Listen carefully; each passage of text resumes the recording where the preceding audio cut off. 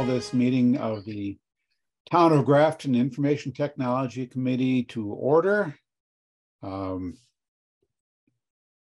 As we are all remote, I will dispense with my boring pre-meeting and meeting introductory announcement, but proceed to call a roll of everybody who is present. Mr. Baker. Present.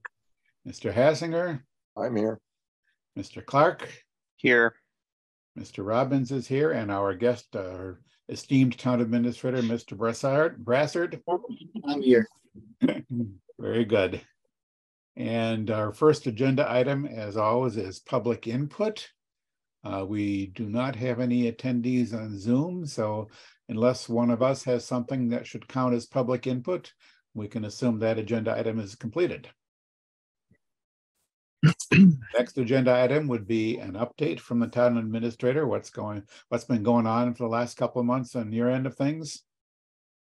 Yeah, so thanks for having me. We've been pretty busy. We have been doing two fairly large projects. One is the rollout of Office 365, which is about 95% done. We had a little delay this week with a domain that we couldn't figure out where it was hosted, and no one seemed to know. It goes back to 2006. We couldn't figure out who was paying for it. It was a whole thing. It took us about 2 days to figure out. We got that situated. So now between this Thursday and next Tuesday, we should be entirely cut over to Office 365 with our MFA up and running. We have all but 2 employees who have accepted the app onto their phone to do MFA that way. And then I'm working out 2 other things with a couple of employees that are reluctant to do that. So that's been going pretty well. Most of our employees are pretty excited to be able to get up and running with some new functionality. And we've been playing a little bit with Teams and other software just as a group that I think is going to have some good functionality for us. So people have been pretty excited about that. And I'm pretty excited to get the MFA in place. Finally, we've been working on that for, 6-8 months to just get to where we are and putting out the fires along the way. So we're in pretty good shape there. The other major rollout in the last couple of weeks was the website. So that went live last week. We had a few glitches kind of right up at the front, but we've steadily worked our way through that. And I think we've gotten ourselves to a pretty solid place. We've all been spending time just going through and checking links and making sure nothing's broken and adding things and tweaking the way things look. And I think that's been pretty successful. I'm very happy with the agenda center portion of it. I think if you're looking for public information, that is a vastly better way to organize that data. You can go to just one place and everything is there, whether it's the video, minutes, agendas, packets, all of that's in the same spot. We had a few complaints within the first couple of days. That was really just people not understanding the new format or one of the interesting things is that when you click on an agenda, it brings you to another landing page. And it does that because that's the place where everything would be stored. So your agenda, your meeting, all your documentation for the meeting, everything goes in one place. And people didn't like that. If the meeting doesn't have any documentation, you click on agenda and then it goes to another page and you click again on agenda. So there's an extra click in there. And we did figure out the workaround for that. So if we have a meeting that doesn't require any ancillary materials to be posted, then it just goes straight to the agenda. So some of that's just learning curve stuff. And otherwise, I'm pretty happy with it. I think Will's pretty happy with it. He's put a lot of time into it. That first day was pretty brutal when it went live and we were missing things and stuff. And we were able to figure it out pretty quickly. Within a few hours, we had most everything sorted. And then it was just clicking away and figuring out what didn't work. So All in all, I think it's a more functional website. I've tested quite a bit. The search functionality is a lot better on this website than it was on the other the other site, as well as our ability to go in and move stuff around and link data across pages is helpful. So our next probably big thing to do with the website is going to be cleaning up the side links. So those are the links that go down the left-hand side. Some departments, for whatever reason, that's where they put all of their data. And it makes it impossible to look at, and you gotta scroll to get to where you gotta be. And we can put that in a matrix and have all of that a little bit easier to access. The only other thing we were really happy with is the mobile functionality. It looks a lot better on a cell phone than it did on the old website. We had a couple of users with actually through Facebook that had let us know that they were having trouble with some of their devices. We were able to work with Civic Plus and get that ironed out, and those residents are now happy, which is good. But it's a kind of a brief overview of a tremendous amount of work that we've been trying to keep up with. So, yep, I would. I mean, there's a couple things I can comment on, sort of briefly, but there's some elements of that I want to spend, going to plan to spend some more time on and try to get a better sense. Particularly the calendar there is sort of, there wasn't much opportunity to play around with that on the beta website because the calendar was not fully populated. Now that it is, there's some aspects of the calendar that either aren't working right or aren't working as well as they ought to, or I just haven't figured out how to make it work. But I'm not going to comment much on that until I have more time to sort of give it a more comprehensive review. Yeah, some of it's our staff too. The way that they're interacting with the calendar or the posting page. So like I just gave that example of the 2 clicks to get through to an agenda. That's literally just somebody leaving a checkbox unchecked. So as soon as you understand what that function does, now you've streamlined a whole section of that process. Yeah. So I think, I guess, I want to give it a little bit of time, a little bit of time to, get past some of the teething problems and get a little bit more stable. But then, I mean, for example, on the calendar, what I liked about the old one is I could click on the calendar event and I would be able to, after another click or two, get to the meeting agenda. And so far, I haven't found a way to get from the new calendar to a meeting agenda. But that's okay.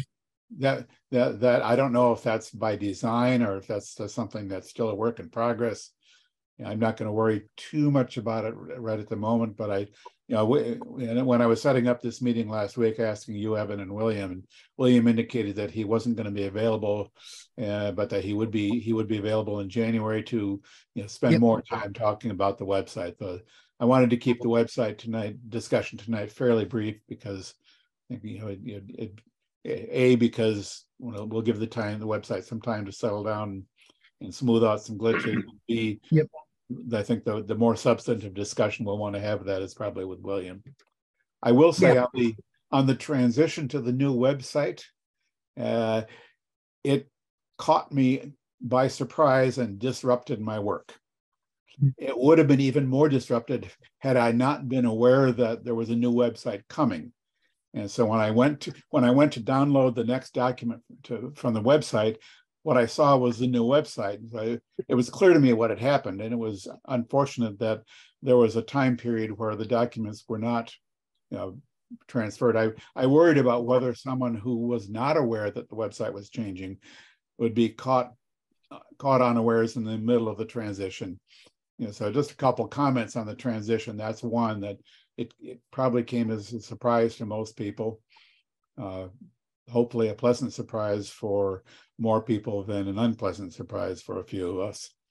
But the other is that I would have thought that a company like Civic Plus would have been able to manage a much more seamless transition from an old website to a new website. That is, when they cut over to a new website, you ought to be able to expect, and this is something Civic Plus ought to have been capable of doing. Having the new, the transition be sufficiently smooth that everything that was on the older one was already there on the new one. It took some time for that to happen, but I put that just as much on the Civic Plus. As I said, I would have expected them, being in the business, I would have expected them to be able to manage that much more seamlessly than it turned out. Well, we probably did about as well as we could under the circumstances. Yeah, and I don't think that's personally that's not a Civic Plus issue for me. Like your data that was missing for the 4 hours, I think it took us to get everything realigned. That was our staff not doing what they were instructed to do. And that was that they needed to be posting redundantly. And we specifically chose that to stay within the budget that we had. And so we decided that, in order to keep the budget that we had, we were going to pick a fixed point in time that Civic Plus was going to automatically move things over. And then we were going to do all of the rest of it on our own. And the most seamless way to do that was just to run the two websites concurrently and post it in both places, because it's really not that much more work. We did have a couple of departments that did not do that, and those were the ones that we kind of had to scramble and get. And then we also, it's actually kind of serendipitous because we learned how to move data in mass instead of one at a time, because we had so much, especially the planning board, because you guys have a lot of stuff on there. Yeah. So anything that was missing, when you have a meeting packet that's got 15 individual links, we were able to figure out how to move all of that over in like 3 clicks. And so after I wasted an hour doing it myself, Amber in my office actually had spent more time with the training materials and figured out how to do that. So we were also able to do that with, we've started to do we want to do more historic minutes, historic town meeting documents. And so we can do that if we arrange it in the folder correctly and just bring it all over, and everything gets titled and everything. So it's, and of course, now we're past that point of the transition. Yeah. But I feel like we got what we paid for, given that we only have really a couple of options in the state of Massachusetts of where to go for these things. So, I think we were frustrated with the process only for the additional data that we wanted to have them move over and the cost prohibitive nature of that. We would have thought, given the amount of money that we were spending and the small amount of data at the end, wouldn't have been a big deal, but alas, it is what it is. And, we got through it with relatively small interruption. I've done a limited amount. My focus has been on the planning board. Joe pushed us into get no paper, do it all online. And so the online is in the website, was and is. And so far, it hasn't been very easy for me to do what I want to do. More clicks, can't find the way there, open a page, and instead of just headings, everything is open with all, I have to go through thousands of lines to find planning board. So I'll have a better idea after Monday, because our next meeting is Monday, and I'll see how I feel about it. I do wonder about the choice of fonts, by the way, for a lot of this stuff. It's a lot plainer and not as easy to read. A lot of it is, I think the fonts are smaller. They're just very, very mundane fonts. Well, one of the things that you can do, and this is why we chose this particular site, is if you create an account for yourself, you can customize all of that. And that's part of the accessibility piece. So you'll notice that the generic site has a very plain font, and it's whatever the baseline is. But if you create an account, you can change your font, you can change your scaling, and that's designed for people that have visual impairment. I think you can also do something with the color for folks that are dyslexic or have color blindness, but I didn't play with that at all. Yeah. Well, I guess maybe that might be there when I saw what you were using for the default. Yeah. But I went in and I think, I don't know whether I set up an account or it was already there somehow, but anyway, I have an account and I did some poking around and didn't discover that. I found some stuff that I could set, but I don't remember accessibility particularly. Yeah, I haven't been able to find any of that either. So if you go down to the bottom of the web page, it says accessibility. If you say so. So anyway, I don't think Monday night will be terribly impeded given what we're doing, but that's kind of in the balance for me right now. Yeah, no, I think that's I did something. find some good things. Yeah, that whole business of website settings, it's not under the accessibility link, by the way. I just looked there. Okay, well, I don't know where it is. That the blurb on the news offers website personalization, but I have yet to be able to find where that functionality exists. Okay, and you need discoverability. Yeah. Yeah, you got to log in, and then in the My Account bar at the top of the screen, you can create a login for a site and blah blah blah blah blah. Yeah, so, I haven't played all that much with that piece. But. Yeah. Well, yeah. No, what I see there is nothing more than what I saw on the beta website. I didn't find any of the personalization stuff, anywhere that I could find. So that's something. If the functionality exists, there needs to be some information available to users for them to be able to find it. Where they will find that information without any. Yeah. So that may be one of these details that's still sort of remaining to be worked out. That may still be a work in progress.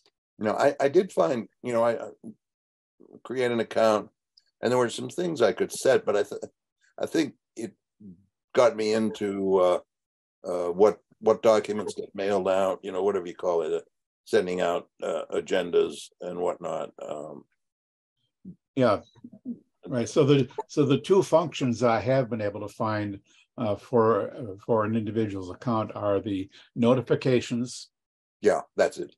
And the request tracker.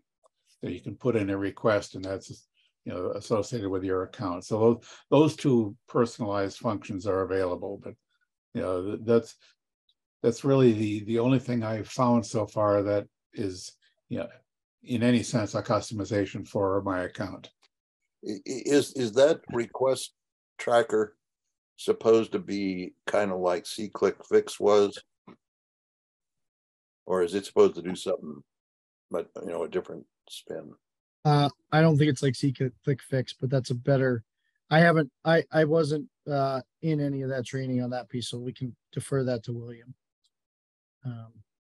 I suspect these are the kind of things that we would want to have a more in-depth discussion with William about, since he will know more than that. Than I don't expect as much as Evan gets involved in all sorts of things and knows a lot about what's going on. I don't expect Evan to know everything that William knows about the website. Yeah, he's definitely been more immersed in it for sure. So I guess one question that I have is, obviously the website is going to take some getting used to where things are for everyone as you get used to it. A lot of the things we talked about may or may not be there fully implemented right now, but there's a lot of questions about how to find it, which leads to the usability that we talked so much about before the website rollout as being a primary concern for this rollout. What are the, like, would there be a possibility for a series of training videos or something for how to find various features that commonly use things, that commonly use questions? I know at one point we had spoken about having a more detailed frequently asked question section about the website itself, but I know the section that's there, the frequently asked questions primarily are more to do with the government, and there's a how do I section, but as far as I can see, it is also really more about how do you do things with, as far as stuff within the municipal government.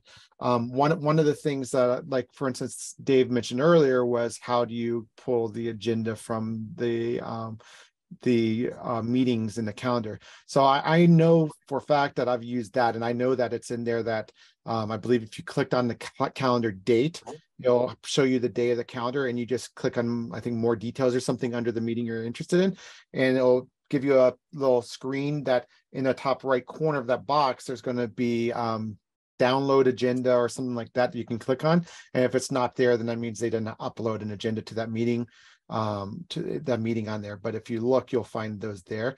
But a lot of the things that were talked about so far, I'm not aware of where they are either, and I've looked through the website a ton.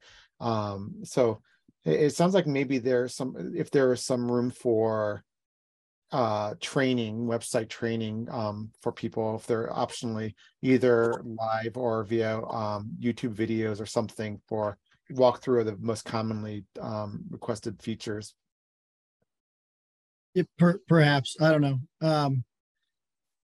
I think we've got a lot of increased functionality with this new website, and I think we were fairly forthcoming with the fact that we would make the transition and then figure out other things that need to be done, because this is not all that we do. So I think as far as the baseline transition, that has gone as well as we wanted it to. I think there's plenty of opportunity to do some more training. I think there's plenty of opportunity for us to do better training with our staff that went through the initial training and then maybe didn't internalize a lot of it. Because a lot of, when you go on the calendar and you click on the meeting you want, and then it says, view agenda, and you click on that, there are other ways to make that data available that is easier. And it's just a matter of making sure when you upload that,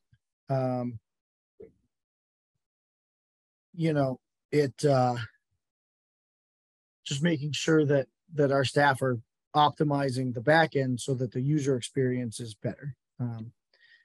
And so, I think that we'll probably get through the holiday season and do another training with staff in January.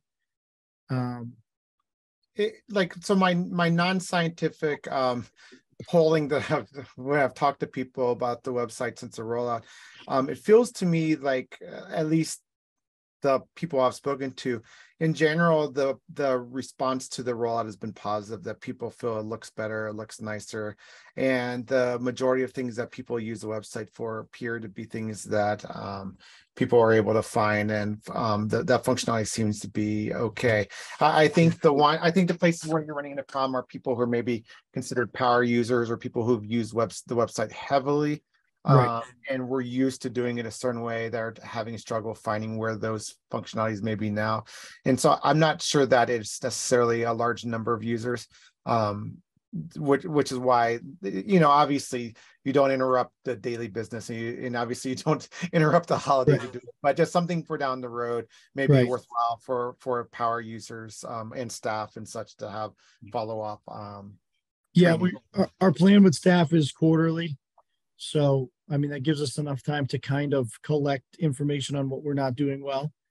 I think that's what was missing with the old website, and that's how we got so far down the road of things just kind of going off the rails, and then they just stay off the rails all the time.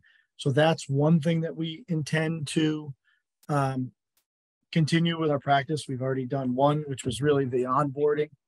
But I will tell you on the back end, this website is 10 times easier to utilize than the previous website. To use as a user or to use as a poster?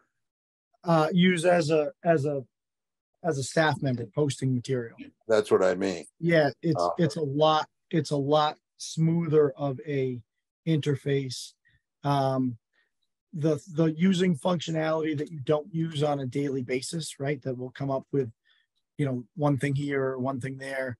I feel like you don't, or that it's more intuitive because it's just a checkbox or you don't have to remember that you have to go down 3 different menus to that one obscure thing and click it.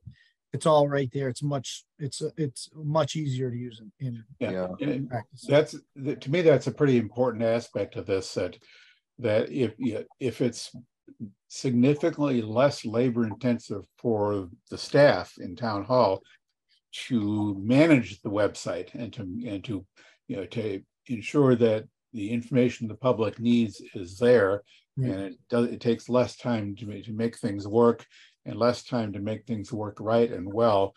Yeah, that's a big plus, because it's a large part of managing a website is what goes on behind the scenes. Yeah. And really, when you think about it from at least one angle, the staff that have to maintain the information on the website are every bit as important as users of the website as the people outside, the public, the members of the board committee. I've noted more than once in my view that there are several distinctly different user communities for the website.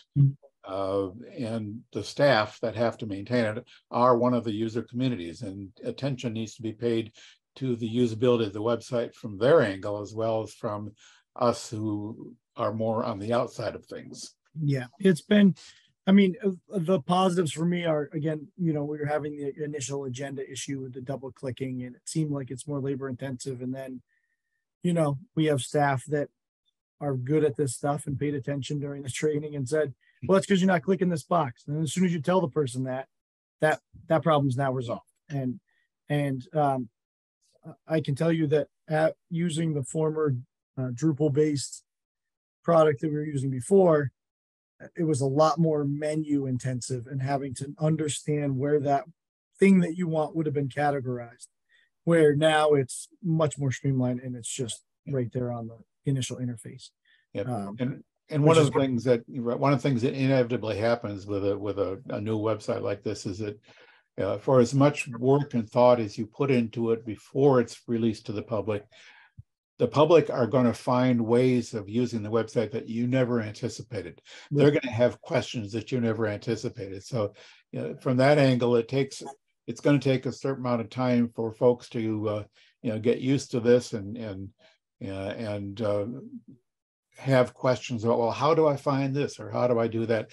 Things that we couldn't have anticipated ahead of time. That's just the way things work.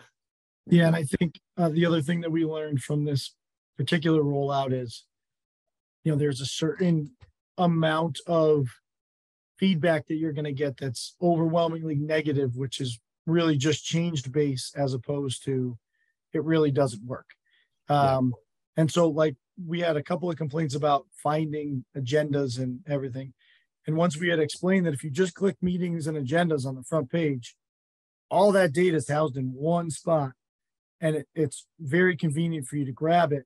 Once we had explained that portion of it, those users seemed very happy with their ability to navigate and also just get everything that you want from one spot. So I think that's pretty. I think that's a pretty expected thing. That's kind of, that's kind of what I was alluding to a little bit. I think a lot of what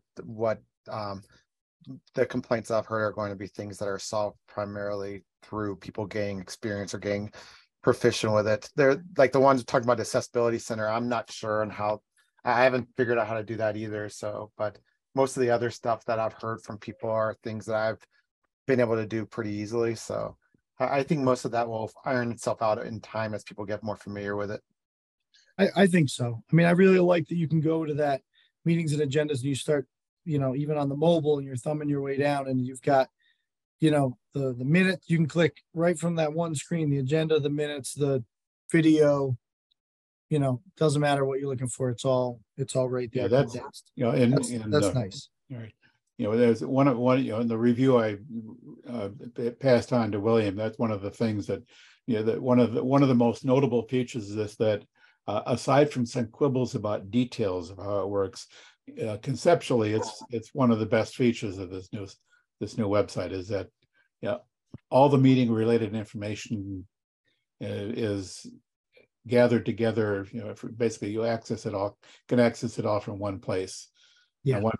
One might quibble about the presentation of things under certain circumstances. Like if I go to the agendas and minutes page, I'm presented with this a scrollable list of every board and committee and every meeting. It took me a little while to realize if I go to that page, first thing I have to do is select a category, Right. which if you don't know, category means board or committee. Right. So there are ways with a little bit of learning you can fairly easily drill down to the one you're interested in, but the initial presentation of that is less than ideal. It's not, looking at it at least, it's not how I would think it ought to be done. Okay. But I made my suggestion to William, and that's probably as much as anything a constraint imposed by the way Civic Plus does things. Right.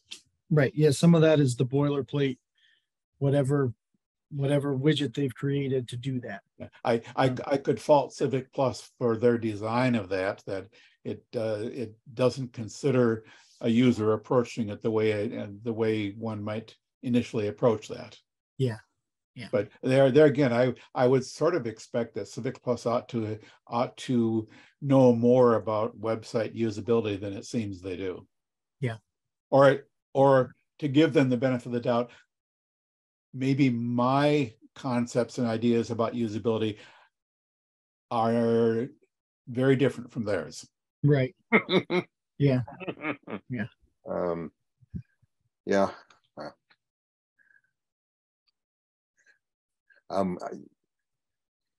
Monday, Tuesday, we'll see. Yes. I have done those, up to a point. I've tried to do those things and been frustrated and not found what I expected to find, or not understood what I was finding, even though, with my background, I have a pretty good idea what ought to be there.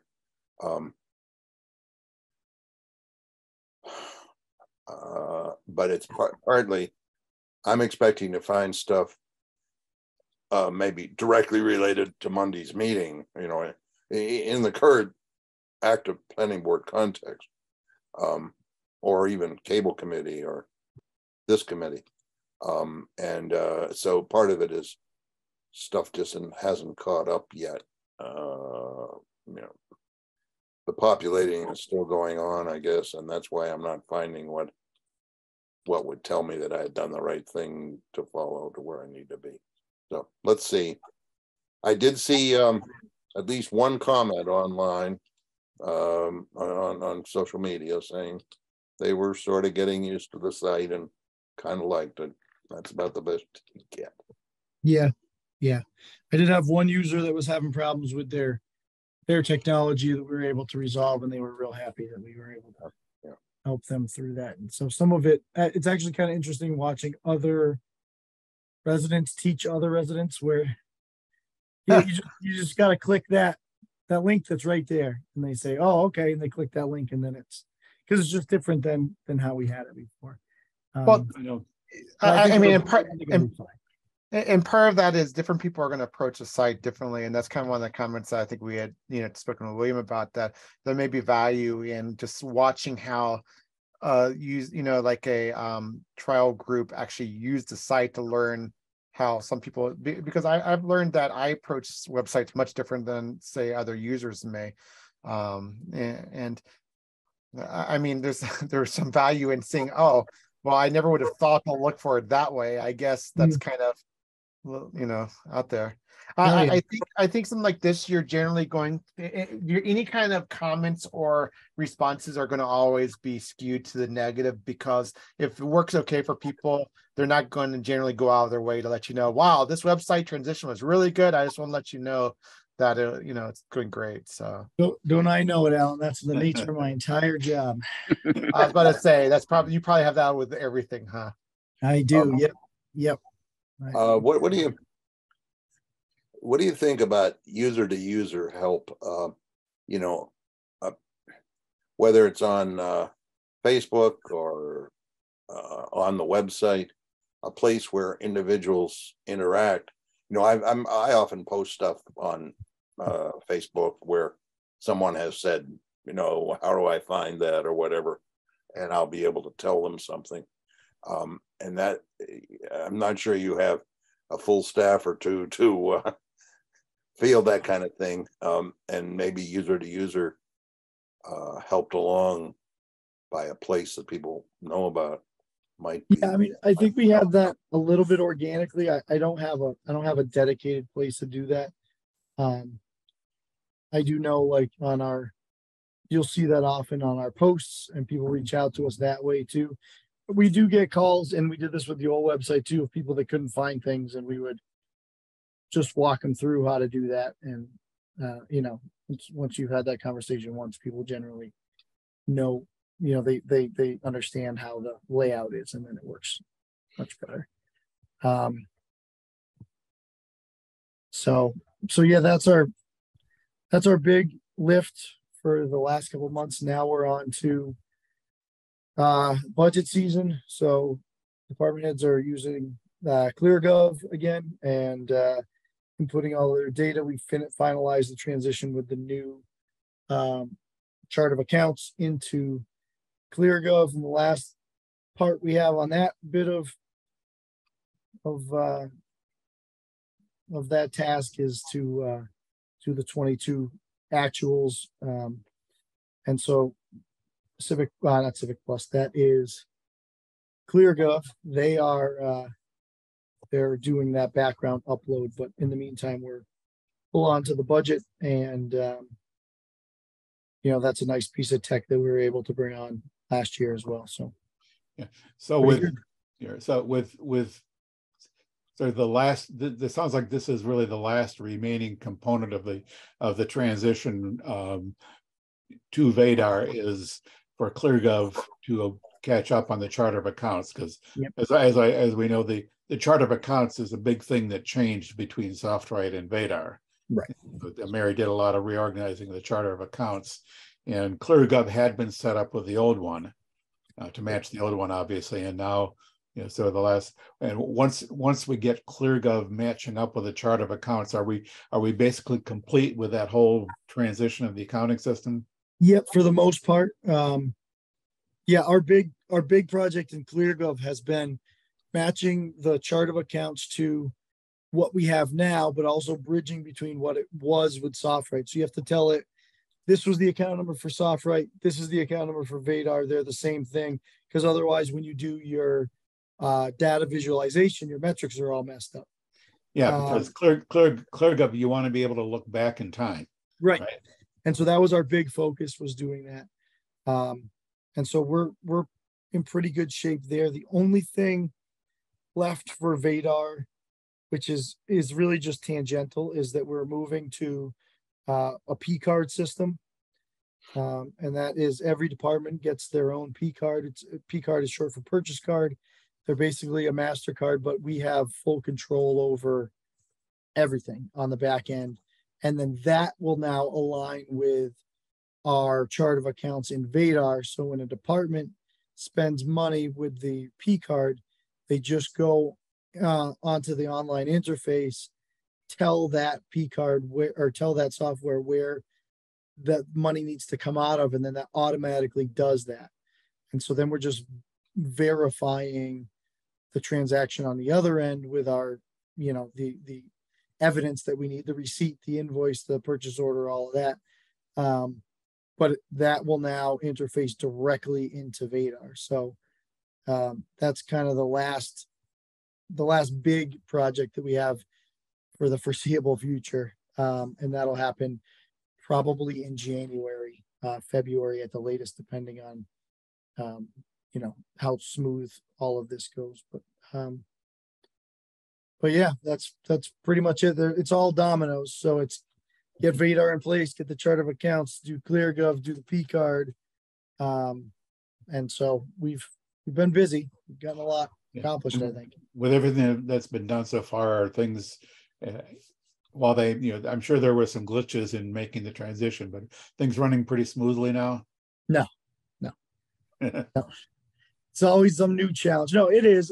We're getting there. It's a lot of typical organizational behavior stuff of this is the way I used to do it. Why can't I do it that way now? And so once you get over that cultural backlash, let's call it, it'll smooth out. And I think we probably got another 90 days of that. But what's good is that I have it's good and bad, right? So we've had some turnover. So I have a handful of new staff that don't have any soft right allegiance. And so they are much easier to transition, and then they become the de facto trainers. Yeah. Because somebody, you know, gripes about this doesn't work and I hate this and this doesn't, and the person that knows how to use it comes over and says, well, you just click here, and click here. And then the person's, oh, okay. And then that's over. And so we're still in that little growing pain phase, but having done other transitions, I know that's a lot of it's just the organization. And you're always going to hear, well, it wasn't broken. Why did it didn't need to be fixed? Why did you change it? But we do have some departments that are fully utilizing Vadar to the extent that their department can, and that feedback has been extremely positive. So you know, you get used to it. You get 90% like it, and the other 10%. That's certainly not unique to this particular organization. Yeah. I'd seen that in the corporate world over the years. It's the same thing. It's just people get comfortable doing things one way, and with a transition like this, it's probably not until you really get through a full fiscal year that you really encountered and dealt with all the issues that you might come up with. Exactly. And we're doing some new things too that SoftWrite didn't do, right? We're using Cashbook, and we're using some other back-end things that are they're labor intensive in that first fiscal year, and then where you really see the benefit is every subsequent fiscal year after that, because there's a lot of setup time, and you can't just go in and set the software up because of the way state law works and the way that deadlines are, and what we're doing on the DOR website and the DLS website. So once we get through that initial fiscal year, even that'll become easy. But I partly jest. It is better, and it's definitely, for the users that have embraced it, I think a lot more functional. And we haven't lost anything. We know where everything is, which is part of the problem we were having with SoftWrite, is things just kind of disappearing. Yes, or not being really sure what the balance is in a particular account, or if you've got everything accounted for, right? And this hopefully this will be stable going forward, so we can carry this through a good many years before we ever have to think about a major transition again. Exactly. And the one other thing that we have, like, we're working on there is debt book. So part of the problem we found when we came to Grafton is the debt is entirely commingled. So if you want to know how much of our debt is tied up with a certain project, no way to tell you that. And so we have started using this. We've started building our debt book, which that will take probably another 6 to 9 months by the time we're done, because of bond cycles and a couple other things. But we will be able to successfully stratify all of that debt, which will then put us in better financial on better financial ground to then determine when we should refinance, if we should refinance, when that bond will roll off. What does that mean for the general fund? We have these things in general, but debt book will let us be finite and specific. Right. In my memory, I'm seeing the debt schedules for the individual bonds and so on being laid out in a spreadsheet, but nowhere else. That's well, and then what happens is something happens to the spreadsheet. Somebody puts something in wrong, and now the whole thing is just this. It's really just a commingled mass at this point, and that's a big project, but. These are things that will pay dividends for Grafton 3 years, 4 years, 5 years from now. And you'd put a ton of work into them right now for, almost seemingly no reward. But that reward will come later when things are smooth, and also and you might not even recognize it because you don't have problems. So I'm happy with it. Our staff have put in a ton of work.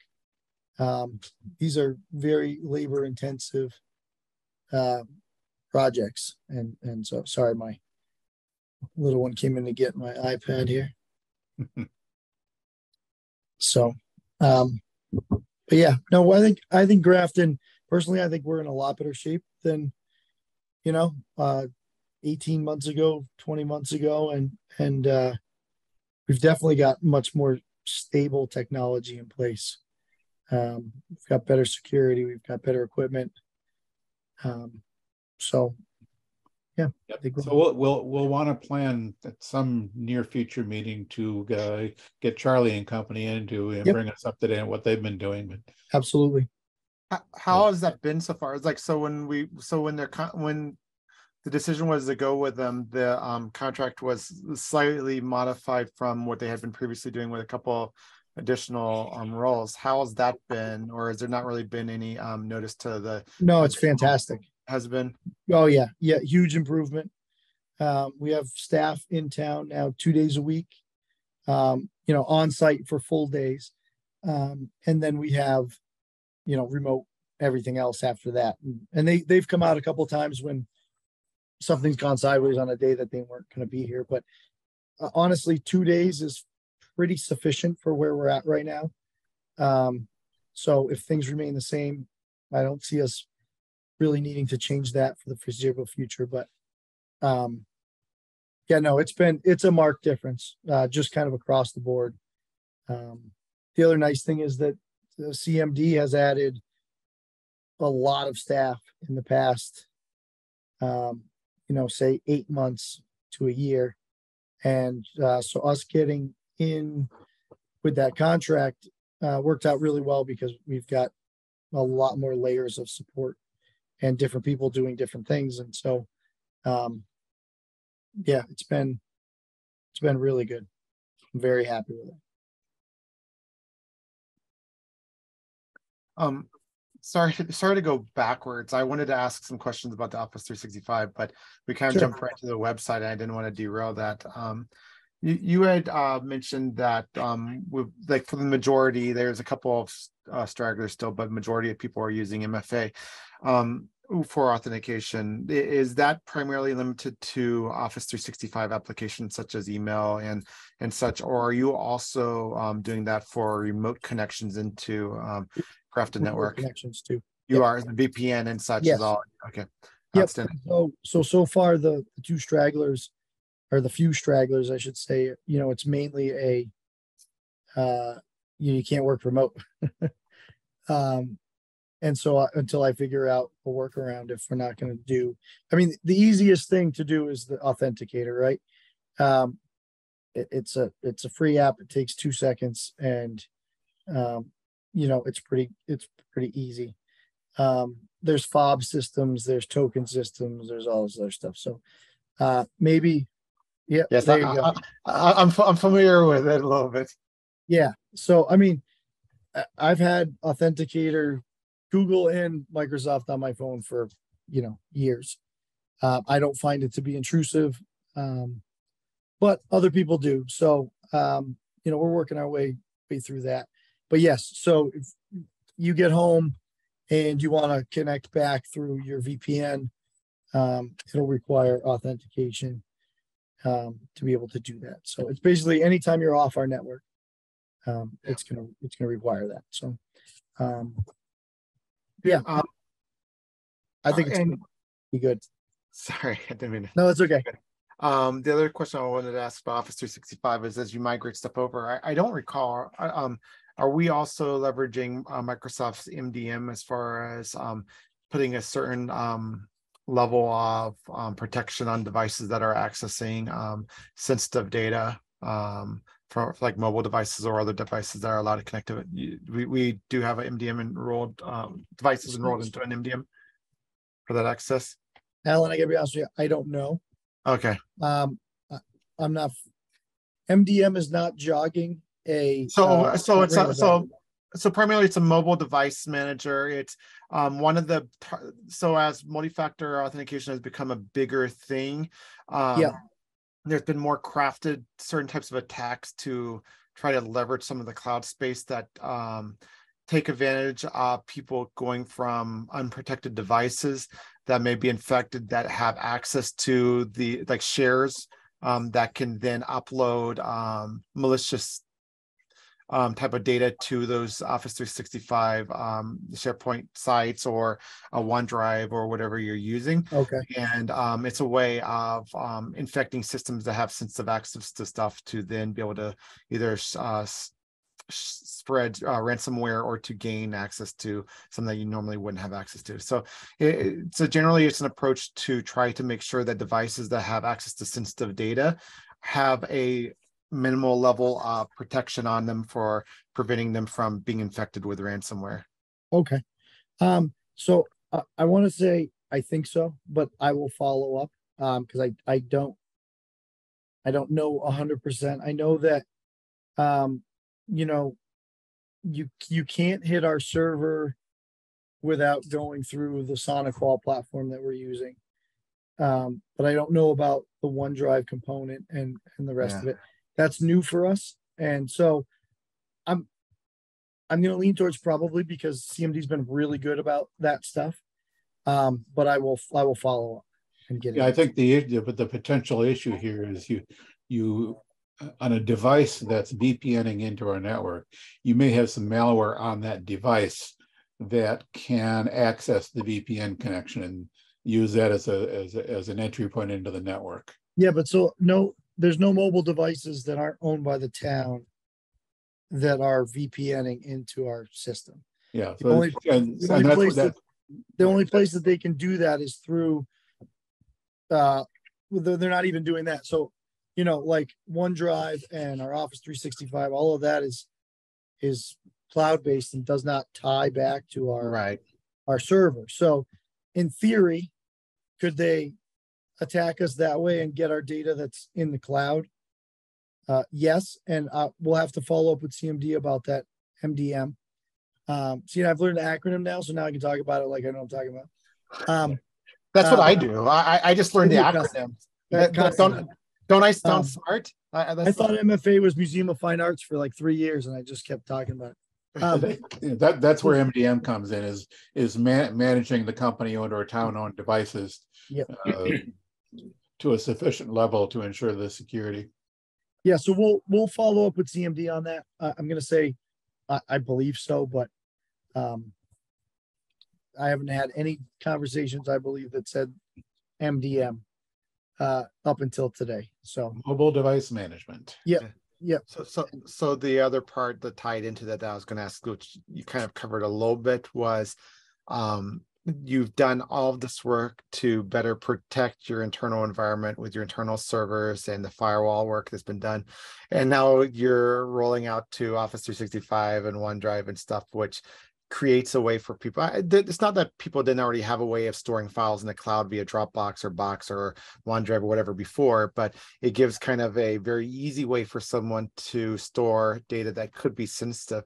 And so I from like my information security hat that I have makes me like one of the questions I initially ask is going to like I would normally ask would be, do you have a policy or protection built into the configuration to protect against that people shouldn't store certain types of sensitive data within OneDrive versus keeping it internally on your internal servers? Yes, but it only really impacts two departments. Mhm. Everybody else only deals in public records, Okay. right? And there's no other data being stored. You know, that's one of the beauties of like our transition to Vadar. Vadar is cloud-based. They're storing our data. There's none of that data is stored by us in any local way that would then be taken and put into a OneDrive, right? There's no practical reason for doing any of that. The rest of the stuff, Practical reasons sometimes aren't the reasons why people do no, things. I know, but I mean, as far as so yes, those I think that we do have some policy work to do, and we can obviously make that more robust. I think that from a practical standpoint, you know, the town's been using G Drive for 10 years probably. And so with Office 365, one of the things that we have going for us is the archiving, the auto archiving, and the inability of staff to remove documents. So they can remove it on their end, but we still have it. So, you know, trying to put this in a political way. So we do have oversight on that. And, you know, I don't know that. So I guess in short, we need probably policy to address that. I don't think we have it. I think that the only two departments have sensitive information that wouldn't be public. I mean, even our financials is all public record. The only thing that we have realistically are either, actually it's probably three, because I'm probably not counting myself because I have a lot of privileged information from like attorneys and things like that. But most of it is public. So I guess the long answer is the short answer should just be, we probably need to bolster our policy around some of that stuff. Is CMD managing the Office 365 environment, I assume, for? Yes. Yeah. So I have other questions, probably best saved for when CMD comes on to talk with us further about if they're looking at handling things to do with DLP within the Microsoft environment for data that's there, as well as there's certain types of protection you can do for the content that's there to verify that things that aren't supposed to be there aren't there or not. Yep. So I think I'll save a lot of that for when they're That would be great, Alan. That would be great, because I don't know the answer to any of that. I just know that I put stuff in there and then I take it back down when I need it. That's my extent. Well, when you talk about it, I don't get the sense that you don't know what you're talking No, about. I know. Think I know. I know more than, but I don't know. So the security side's not a huge bailiwick. You know, No, there are certain topics about which I know enough of the buzzwords, and I know enough to make it sound like I really know what I'm talking about. But when you get past that surface, you realize I'm totally lost. I'm great with IP phone guys. I can talk about SIP and VoIP and SIP trunking and all this other stuff.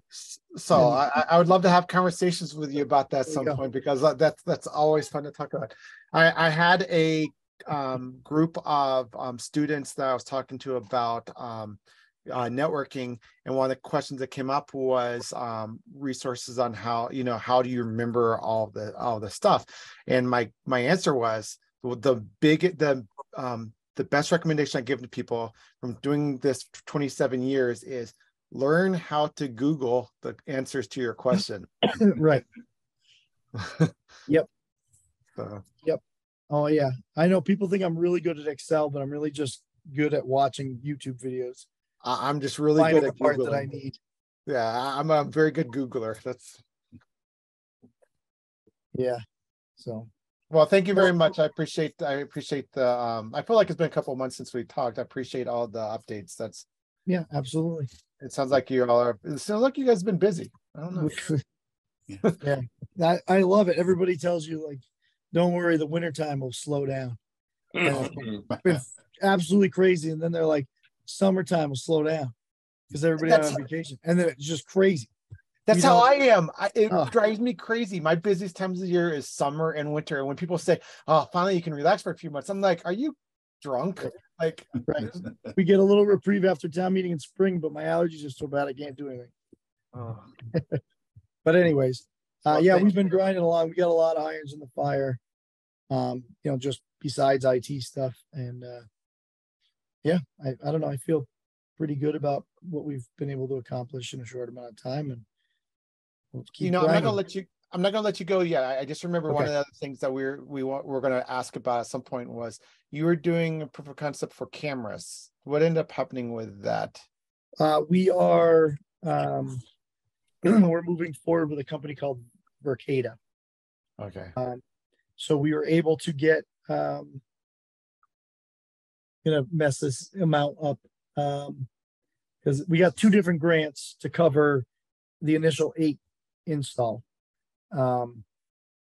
So we're gonna do the initial 8.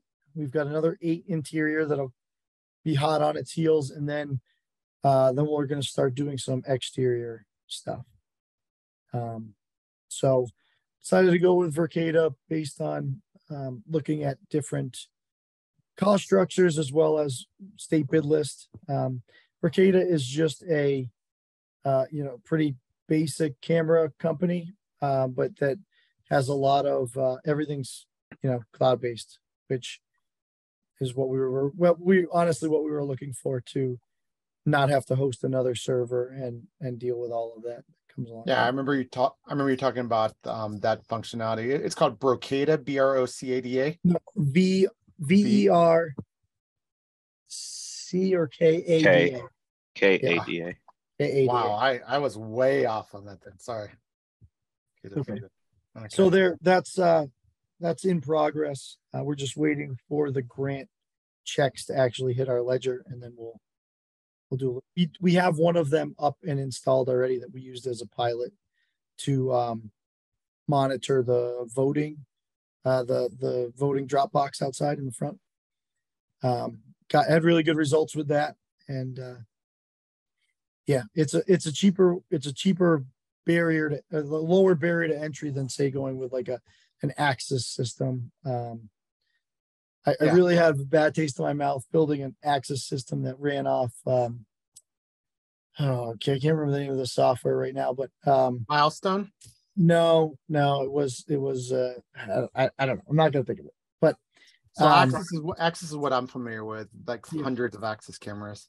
Yeah, so we ran all Axis, and what the hell was the name of that? I don't know. At any rate, the problem we always ran into was I want to add a camera.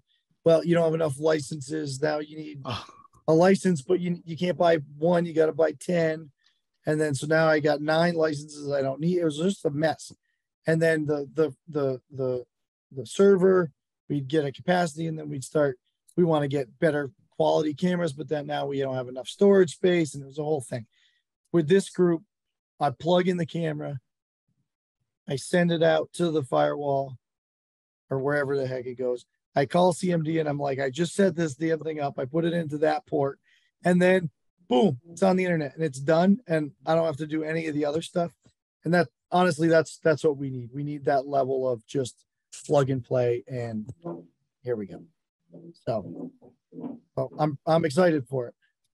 I'm also excited that I'll be able to do it all from my phone when I'm at home, because one of the challenges of my job is where I live, and so it's a lot nicer to be able to pull that up on a Saturday and look at what's happening as opposed to, when I worked in the same town that I lived, I would just drive by, which was both good and bad, I guess.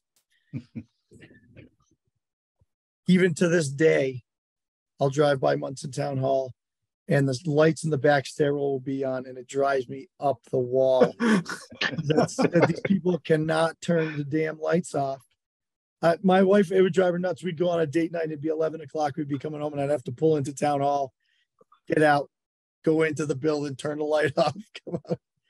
Just drives me nuts. So it's the only light in the entire building that's not automated. It got missed in the building design. And it doesn't matter how many, I literally had 5 years of me telling people to turn the light off. So, and now I do it at home with my 2 kids. Just walk around. That's my whole job, is turning lights off. So what you do is you connect up all of your lights at home to Alexa's or Google Home or whatever, and then just do it all from your just voice command. I've got that on their regular lights. I need something for the whole house so that I can just shut the whole house off. Done. There you go. So wow. Well, thank you again. I appreciate the information. Anything else for us, Evan, or anything else anyone wants to ask Evan?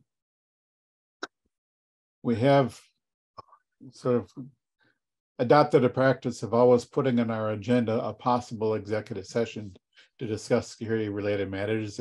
Would it be safe for me to assume that there are no matters to be discussed tonight that need the executive session? Nope, you're good to go.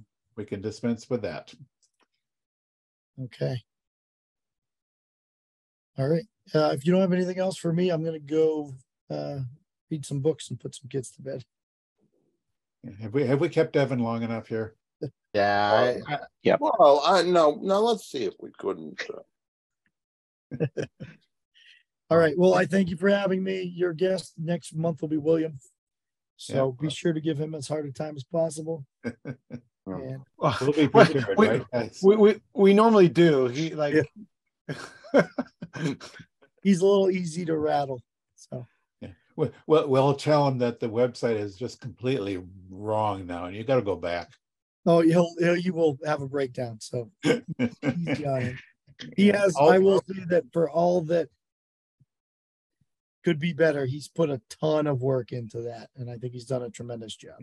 I will say that for Williams, as far as Williams' contributions there, I know that there is several other things that in other town committee or business that I've done where there was problems with during the transition, that just reaching out to William and he got it squared away really fast for those committees, and it was really, really nice. I mean, he was very dedicated to that. So regardless of the website turn out good, positive or negative, whatever, he put in a ton of work, and I think a lot of people noticed that. Yeah, he did a great, absolutely did a great job. So for all the different committees I've been I am on, whenever I've needed something from William, he's been pretty prompt about getting it taken care of with all the work that he has to do.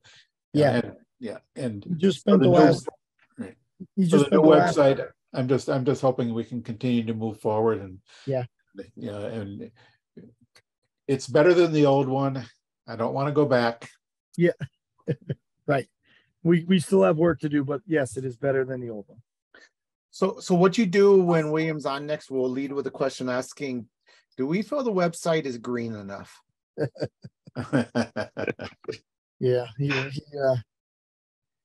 was stressed. So, but he's been at Harvard for the last 3 days for their program on negotiation. So that's something I did when I first started to get into executive management. And so I recommended he go through that. And he's been having a blast because he texts me a few times a day with who he's met or who he's negotiating against. And, he's there with the Minister of Transportation for Saudi Arabia, a whole bunch of Google execs. He lost a negotiation on Tuesday to a lawyer from Brazil.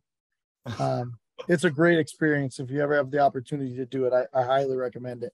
But so that's it. The timing of it was good because he was real stressed about the website, and then he got to spend 3 days doing this, and I think he's really been Well, been having a good time. Yeah, I, Good. I can imagine anytime you're really stressed about websites, the way to fix that is go negotiate against lawyers from Brazil. There you go. I'll take that as a take that to mind. Absolutely. Yeah. And now William's going to come out of this knowing more how to negotiate with us and get it his way. Yeah, exactly. Yeah, that's the Watch out whenever we have suggestions for website. William's going to negotiate things away from us. Yep. So yeah. All right. Well, gentlemen, thank you Good. again, and we will talk again soon. Yep. Thank you. Evan. Okay. Bye-bye. And the one item of business left on our agenda is the minutes of the previous meeting. Move we approve them as drafted.